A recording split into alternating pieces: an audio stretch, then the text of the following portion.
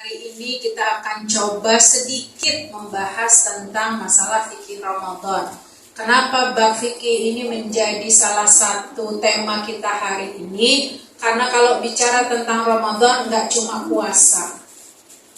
Ya, di Ramadan itu kita akan ketemu ada yang namanya qiyamul lail atau yang dikenal dengan tarawih, ada yang dikenal dengan i'tikaf, ada yang dikenal dengan zakat fitrah, ada yang dikenal dengan qiyam Ramadan, yang dikenal dengan malam Lailatul Qadar, dan semua itu hanya ada di dalam bulan Ramadan.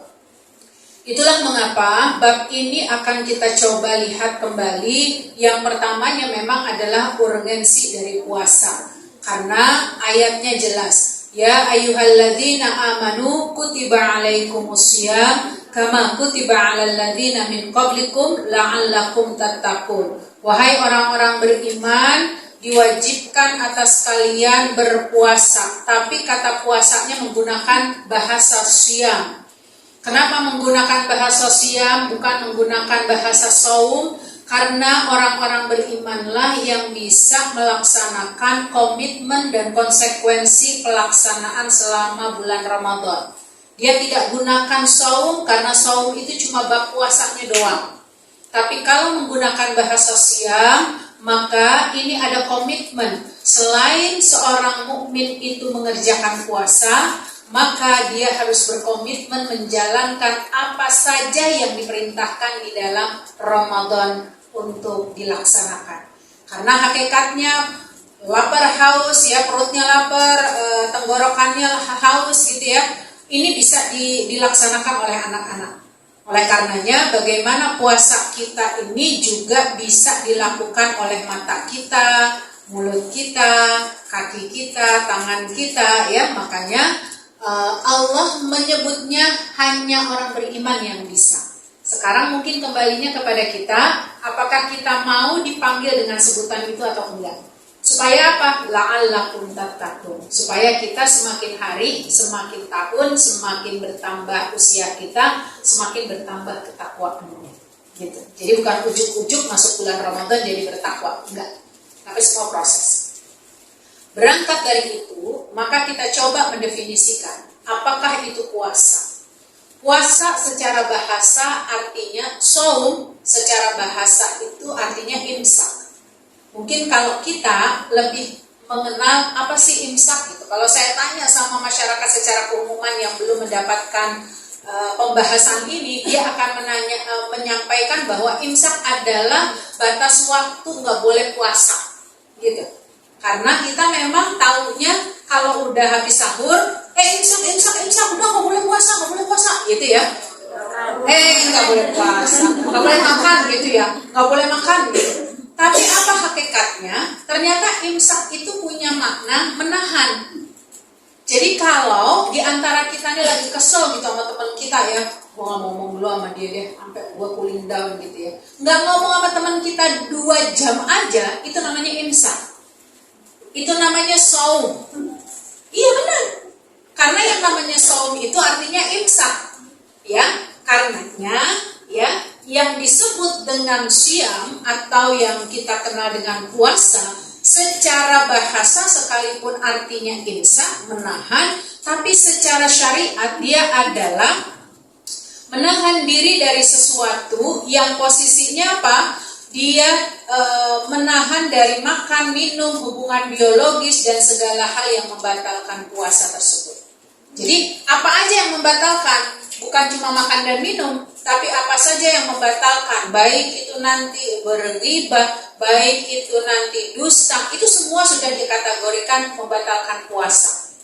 Maka kapankah puasa waktunya? Mulai terbit fajar sampai terbenam matahari. Kalaupun ada orang yang mencoba berpuasa sekuat apa yang dia bisa, tetap tidak berlaku hukumnya.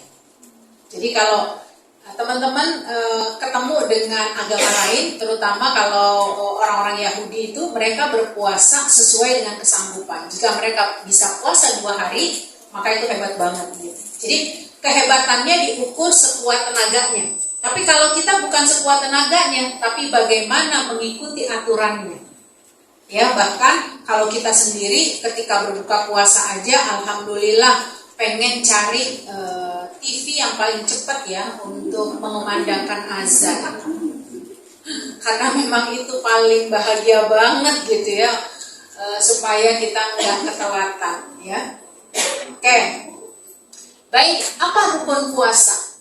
Karena babnya kita fikih ya, jadi saya sedikit banyak mengulas fikih, walaupun saya pikir 1 jam ini nggak akan cukup karena bahasannya banyak. Apa rukun puasa? Cuma 2 ya. Yang pertama adalah niat. Bagaimana niatnya? Enggak mesti dengan bahasa Arab, lam yashtaritu bitalafuz, enggak juga mesti dilafazkan. Ya, sehingga kalau nanti malam ini sudah ada hitungan masuk Ramadan, maka malam ini kita sudah harus meniatkan berpuasa selama 1 bulan penuh. Enggak mesti 1 hari 1 hari. 1 hari 1 hari itu digunakan untuk memberikan penguatan dan kefokusan. Boleh. Biasanya digunakan setelah kita sholat tarawih, dipimpin oleh imam. Nawaitu sauma ghadin. Ghadin itu besok. Ya, sehingga kalau kita gunakan bahasa nawaitu sauma ghadin cuma 1 hari ini, ya, nanti malam misalnya kita puasa, kita ucapin cuma 1, itu hanya berlaku untuk 1 hari. Maka wajar kalau ada orang yang akhirnya ketika dia nggak sahur, alasannya apa? Gua nggak niat. Bohong banget itu. Jadi memang kita sudah diingatkan puasa Ramadan itu 1 bulan. Maka ketika masuk Ramadan itu niatkan untuk 1 bulan. Walaupun dibutuhkan niat per hari untuk membuat kita lebih fokus. Sifatnya per hari itu untuk hanya membuat fokus. Ya, dilalah kalau satu waktu kita nggak ketemu dengan, nggak dapat yang namanya sahur karena kesiangan, maka nggak ada alasan untuk tetap berpuasa. Ya, kenapa? Karena memang definisi puasa itu tidak akan tergantikan dengan bulan yang lain. Kalau memang tidak ada uzur. Ya, orang yang ada uzur itu kan kalau haid, ya, terus kemudian nifas, sedang dalam kondisi sakit, dalam kondisi safar, begitu ya, mereka perlu mengganti di hari yang lain. Mengganti di hari yang lain itu yang kita kenal dengan qadha. Tapi kalau nggak ada alasan, cuma gara-gara tadi ya nggak sahur dan lain sebagainya, maka meninggalkan puasa pada hari itu dengan sebuah kelalaian tidak akan pernah tergantikan walaupun dia berpuasa seumur hidupnya. Ya. Baik, yang kedua adalah rukunnya menahan diri dari makan, minum, hubungan biologi suami istri dan apa saja yang membatalkan selama apa? Mulai terbit fajar sampai terbenam matahari. Jadi cuma 2 itu rukun puasa. Baik itu puasa Ramadan maupun puasa sunnah. Ya. Intinya semua hukum puasa ada di dalam sini secara rukun. Kemudian syarat wajib puasa kepada siapa aja? Yang pertama Islam. Berarti buat kita seorang muslimah, dia punya kewajiban berpuasa. Tapi nggak cukup dengan kemuslimannya, dengan keislamannya. Maka poin kedua, baligh. Apa yang disebut dengan baligh? Laki-laki dengan mimpi basahnya, perempuan dengan menstruasinya. Itu adalah awal mula seseorang dikatakan baligh. Tapi akan kita jumpai tidak semua orang punya pengalaman yang sama. Ya, saya tidak ingat apakah pernah saya sampaikan atau tidak. Murid saya sendiri itu mengalami menstruasi justru di umur 24 tahun. Ya, setelah dia selesai kuliah. Berarti menunjukkan bahwa identitas seorang perempuan yang minimal haid itu 9 tahun belum tentu bisa didapatin oleh perempuan secara keumuman. Artinya apa? Baligh ini adalah hukum secara keumuman. Kalaupun ada yang tidak umum, maka ada payung yang lain untuk mendefinisikan baligh. Apa itu mumayyiz? Hukum mumayyiz ini diidentikan jika ada seorang laki-laki, jika ada seorang anak perempuan, sekalipun usianya masih kategori yang ya masih mencari-cari nih kapan dia menstruasi, kapan dia mimpi basah, tapi dia sudah mengetahui mana yang baik, mana yang buruk, mana yang halal, mana yang haram, dan dengan pengetahuan yang dia dapati, maka anak-anak ini sudah punya kewajiban secara hukum. Nggak mesti menunggu baligh dengan identitas haid dan mimpi basah. Paham ya? Jadi baligh adalah syarat wajib puasa atau mumayyizah. Ketiga, berakal. Kenapa? Karena kalau dia tidak berakal, sesungguhnya tidak ada kewajiban. Sama seperti anak-anak yang belum baligh, umur 2 tahun, 3 tahun, dia kan muslim juga gitu ya. Tapi karena dia belum berusia baligh, karena dia belum masuk kategori mumayyizah, maka dia belum ada hukum kewajiban baginya.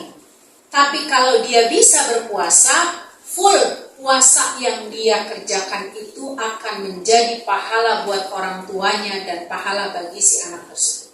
Jadi orang tua akan terimbas seolah-olah dia hari itu tengah berpuasa 2 orang, tapi pahalanya saja, ya pahala yang dia dapati. Nah begitu juga dengan berakal. Anak-anak dia karena belum baligh, tapi bukan berarti nggak berakal. Namun sisi akalnya dikatakan belum sempurna, ya belum sempurna. Terbukti banyak anak-anak yang belum mengerti kenapa dia harus nyebrang jalan, nggak usah pakai nengok-nengok gitu ya. Yang penting saya mau ngambil bola saya yang jatuh gitu ya, nyebrang aja dia nggak peduli begitu ya, kanan kiri kanan kiri kanan kirinya. Itu menunjukkan terbukti bahwa akalnya belum sempurna untuk mengkonekkan, ya. Makanya salah satu syarat wajib berpuasa ini adalah berakal. Termasuk yang nggak punya kewajiban orang gila, ya orang gila, orang yang memiliki tingkat stres sehingga bisa jadi ngomong sendiri, nggak pakai baju di jalan gitu ya. Mau apapun kita bahas ke mereka, itu posisinya tidak akan nyambung. Ya, secara hukum mereka akalnya tidak sempurna, ketidaksempurnaannya sampai tertutup hingga tidak ada kewajiban bagi mereka.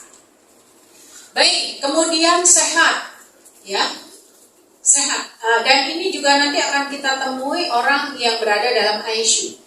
Ya, orang berada dalam ICU itu dia berakal karena mengawali kehidupannya dalam kondisi berakal. Tapi begitu dia dalam ruang ICU, akalnya sudah tidak sempurna, tidak bisa memberi isyarat, ya, kecuali dengan pandangan misalnya. Tangannya nggak bisa digerakkan, semuanya tidak bisa digerakkan. Maka orang seperti ini pun termasuk kondisi bukan hanya puasa, tapi juga sholat mendapatkan rukhsah, mendapatkan keringanan. Yang keempat adalah sehat. Jadi syarat wajib puasa itu sehat. Definisi sehat inilah berbeda antara ulama tafsir dan ulama fikih. Kalau ulama tafsir menyebutkan sakit apapun ketika dia ngerasa nggak nyaman boleh tidak berpuasa. Masalahnya kalau yang sakit cuma tangannya cantengan, ya enggak, tapi kan definisinya sakit, ya, cuma bisul, dimana jerawat nih, gitu, tapi nyut gitu ya, enggak ada kaitannya dengan hal yang di kerongkongan dan di lambung. Maka ulama fikih mendefinisikan orang yang boleh berbuka itu ketika dia sakit berkaitan dengan urusan tenggorokan dan lambungnya. Dan itu harus digunakan apa? Obat untuk dia konsumsi. Tapi kalau misalnya yang dia rasakan pusing, insya Allah dengan dia hanya tidur, gitu ya, bisa membuat dia segar bugar lagi, maka nggak perlu dia berbuka. Kenapa orang-orang seperti ini tidak mau berbuka? Karena nanti tolong dibuka ayat 183 sampai 187, yang ayat-ayat ini semuanya include tentang masalah ibadah di bulan Ramadan. Ada tentang puasanya, ada tentang masalah sahurnya, ada niatnya, ada bagaimana hukum ketika seseorang melakukan pelanggaran suami istri, melakukan hubungan badan di waktu yang dilarang, dan seterusnya.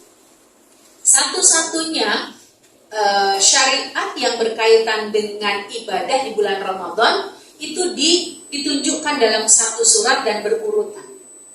Ya, nggak ada di tempat lain berbicara tentang bulan Ramadan. Ya, makanya nanti silahkan dikunyah-kunyah, dibaca di tafsirnya, terjemahannya, surat Al-Baqarah ayat 183 sampai 187. Untuk kita lihat, ternyata semua perkara itu sudah dijelaskan di situ, walaupun lebih rincinya nanti kita dapati dalam bab-bab hadis Rasulullah SAW yang dituangkan dalam perkara fikih. Ya, kemudian itu sehat. Yang kelima adalah mukim. Apa itu mukim? Enggak dalam keadaan bepergian. Ya, yang disebut bepergian adalah kalau seseorang itu menjalani sebuah perjalanan sampai 86 km. Tapi kalau cuma dari sini ke Tanah Abang untuk borong baju, jilbab gitu ya, itu nggak masuk disebut safar, walaupun dalam perjalanan namanya. Ya, sama seperti dari kantor tadi menuju musola ini kan perjalanan juga namanya. Tapi dia tidak masuk dalam kategori safar. Karena orang yang disebut safar itu punya batasan perjalanan. Minimalnya 86 km. Nah, pertanyaannya adalah ketika orang yang sedang dalam safar ini, anggap kita mau pulang kampung kita di Sumatera, tapi ternyata naik pesawat. Ya, dari sini ke bandaranya alhamdulillah walaupun naik Gojek gitu ya, Grab car gitu ya, nggak Gojek banget sih gitu ya.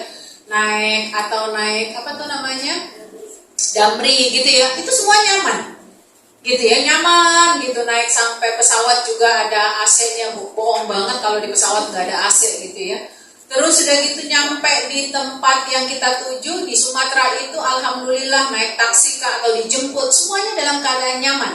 Makanya di dalam ayat Al-Quran disebutkan, "Faman kana minkum maridan aw 'ala safarin fa'iddatun min ayyamin ukhra." Siapa saja di antara kalian yang sakit atau dalam keadaan bepergian, dia boleh berbuka, syaratnya nanti ganti di waktu yang lain setelah Ramadan. Tapi ada ayat yang selanjutnya, "Faman tatawwa'a khairan min." Ya, barang siapa yang tetap ngelakonin puasa, pahalanya lebih gede. Nah, itu maksudnya. Jadi harus kita pahami, walaupun ada kebebasan gitu ya, walaupun ada pembolehan, tapi semua tergantung kita nih. Ada kalanya saat kita mau bayar puasa aja males banget. Kenapa? Karena yang lain makan. Ya, makan, aduh gua gak enak banget puasa sendiri gitu ya. Nah, ada kadang-kadang dihadapi kesulitan untuk kita mengganti puasa itu. Maka saat kita safarkah atau kita dalam keadaan sakit yang memang masih memungkinkan kita untuk beristirahat saja, kita tahan, kita tetap lakoni puasa, ternyata mendapatkan pahala yang lebih besar. Ya. Dan terakhir syarat wajib puasa adalah suci. Tentu kalau buat kita suci dari haid, suci dari nifas ya, karena kita tidak sedang dalam keadaan menstruasi dan tidak dalam keadaan habis melahirkan. Begitu juga bagi pasangan suami istri tidak dalam kondisi melakukan hubungan seksual ya. Yang ini kadang-kadang banyak terjadi kalau di bulan Ramadan, dan pertanyaannya hampir-hampir mirip. Aduh, kalau kita kesiangan gimana gitu. Ya, kesiangan untuk mandi, dampak dari kita tidak bersuci bagaimana hukumnya. Baik, itu posisi berpuasa syarat wajibnya. Sekarang kita lihat para muslimah ketika menentukan awal dan akhir Ramadan itu seperti apa. Saya yakin bukanlah kita yang menjadi peran utama untuk menentukan awal dan akhir Ramadan, karena itu sudah ada masing-masing profesionalnya. Ya, kita cuma ngekor nih. Begitu nanti malam anggaplah Kementerian Agama telah mengumpulkan orang-orang yang ditugaskan di beberapa tempat ketinggian untuk melihat apakah ya hari ini sudah bisa disebut malam Ramadan atau belum. Nanti kita kenal dengan sidang isbat. Ya, sidang isbat ini artinya sidang penentuan apakah malam ini masuk Ramadan atau tidak.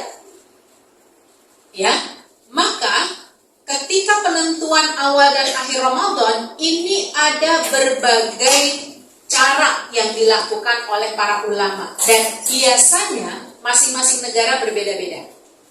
Yang pertama adalah ru'yatul hilal, dengan cara melihat bulan. Ya, bagaimana cara melihat bulannya? Intinya kita nggak punya ilmu itu. Ya, ada pakar-pakarnya yang telah ditetapkan. Dan melihat bulannya bukan dengan mata telanjang, gitu. Ya, makanya digunakan alat-alat tertentu pada ketinggian tertentu yang dilihat juga bukan sinar-sinarnya gitu ya. Tetapi ketika ada bias kurang lebih 2 derajat muncul di sana, maka itu sudah dikatakan masuk bulan Ramadan atau akhir bulan Ramadan. Maka di sini tentu saja kita tidak bisa mengatakan terserah gue mau puasa kapan. Ya, karena di Indonesia terus terang ini sangat berbeda dengan ketika saya berada di Mesir. Semua orang tuh siap kapan Ramadan dan kapan Idul Fitri. Kalau di kita enggak. Kenapa? Tergantung masalah cuti, tergantung masalah apa? Pembuatan lontong, ya, pembuatan kastengel yang disiapkan nanti buat Lebaran, begitu. Karena semuanya ini mengacunya pada kebiasaan, gitu. Sehingga nggak siap kalau ditetapkan. Harusnya nih besok nih ya, ternyata digenapin lagi jadi 30 hari begitu. Waduh, buat lontong lagi malam nih, besok masih puasa rupanya begitu. Dan itu pernah kejadian di Indonesia. Membuat apa? Membuat masyarakat itu resah. Resah apa? Karena lontongnya pada dibuat semua. Banyak yang basi besokannya dan lain sebagainya. Nah, inilah persepsi ya, ini karena kita bicaranya masalah fikih sehingga saya tidak menjelaskan tentang masalah bagaimana ruqyah kita harus mendampingi, gitu ya. Nah ini yang pertama, ya. Kenapa? Karena Rasulullah SAW menyebutkan berpuasalah jika telah melihat hilal, berhari rayalah ketika telah melihat hilal. Yang kedua, ya, cara penentuan awal dan akhir Ramadan itu dengan menyempurnakan bulan Sya'ban menjadi 30 hari. Kapan waktu menggunakan penggenapan 30 hari?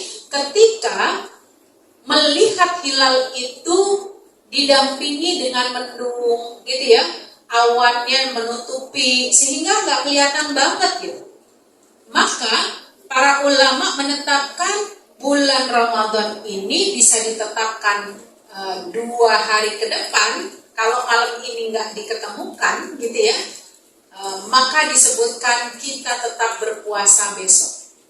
Berarti menggenapkan Sya'ban menjadi 30. Itulah perbedaan penanggalan Masehi dengan penanggalan Hijriyah. Kalau penanggalan Hijriyah, yang namanya bulan itu bisa cuma sampai 29 doang. Bisa sampai 30. Kalau kita kan tetap, alhamdulillah, kalau tanggal 25 gajian kan ketahuan jadinya. Ya. Kalau Ayyamul Bid, puasa Ayyamul Bid, kita repot sendiri. Karena ada perbedaan antara 13, 14, 15 dengan hari Masehi, dengan hari Hijri. Tapi kalau kita ketemu Senin Kamis, sama. Ya, Senin Kamis, Senin Kamis. Baik, ini yang disebutkan yang kedua. Yang ketiga, itu penentuan awal dan akhir Ramadan adalah memperkirakan bulan sabit, yaitu penanggalan. Ya, nah di kita, di masyarakat secara keumuman perlu paham. Sungguh perbedaan pendapat itu, perbedaan hukum yang ada di satu negara dengan negara yang lain itu adalah sebuah keniscayaan.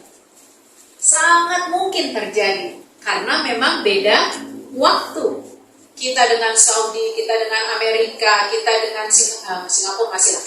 Kita dengan Swiss gitu ya, kita dengan saudara-saudara kita di Inggris, itu ada perbedaan waktu. Sehingga secara logikanya ada perbedaan, itu sebuah keniscayaan. Tapi yang harusnya tidak terjadi adalah ketika dalam satu negara terjadi perbedaan. Tapi di Indonesia masih banyak kejadian itu. Yang hari ini Lebaran, yang besok baru Lebaran, kan gitu. Ini menunjukkan apa? Ketidaksiapan, ketidaktaatan dari para masyarakat kepada ulil amri. Ati Allah wa ati Allah wa ati Rasul wa ulil amri minkum. Ulil amri kita kalau definisinya negara adalah depak. Gitu. Sehingga kita mengambil langkah apa yang disebutkan oleh Departemen Agama, Kementerian Agama dalam hal ini. Kalau dia salah, mereka yang nanggung, Bu, tenang aja. Kayak orang sholat berjamaah, gitu. Tapi di kita kan nggak bisa nih, ini udah ada hilal, bla bla bla bla bla. Sekalipun mereka yang ngomong itu adalah orang-orang yang punya ilmu. Itu artinya tidak ada keseriusan kita untuk menyatukan hati dan pikiran, menyatukan keseragaman dalam beribadah. Ya, dulu, mohon maaf, dulu saya termasuk orang yang saklek gitu, nggak bisa. Pokoknya kalau udah ada hilal, apalagi kalau ketika bicara tentang Idul Adha, gitu ya. Itu kan, tergantung orang yang wukuf di Arafah, bla bla bla, pokoknya ngotot banget. Tapi ternyata ngototnya kita itu tidak berdalil, gitu. Ngototnya kita itu cuma sekedar dengar omongan, kemudian tidak memahami apa alur hukum dan lain sebagainya. Padahal, ya kita perlu mencermati, ketika di negeri kita yang posisinya merupakan satu wadah, yaitu Republik Indonesia, gitu ya, maka sumber yang kita pegang itu adalah ulil amri. Siapa ulil amri itu? Pemerintah dalam hal ini. Kapan pemerintah menetapkan? Jadi kalau nanti malam adalah malam sidang isbat, ditetapkan kita besok masih puasa udah. Berarti lusa baru kita besok baru kita berpuasa. Tapi kalau kalau ini awal puasa, kalau awal Idul Fitri juga begitu. Ditetapkan udah ada sidang-sidang isbatnya yang kita ikuti.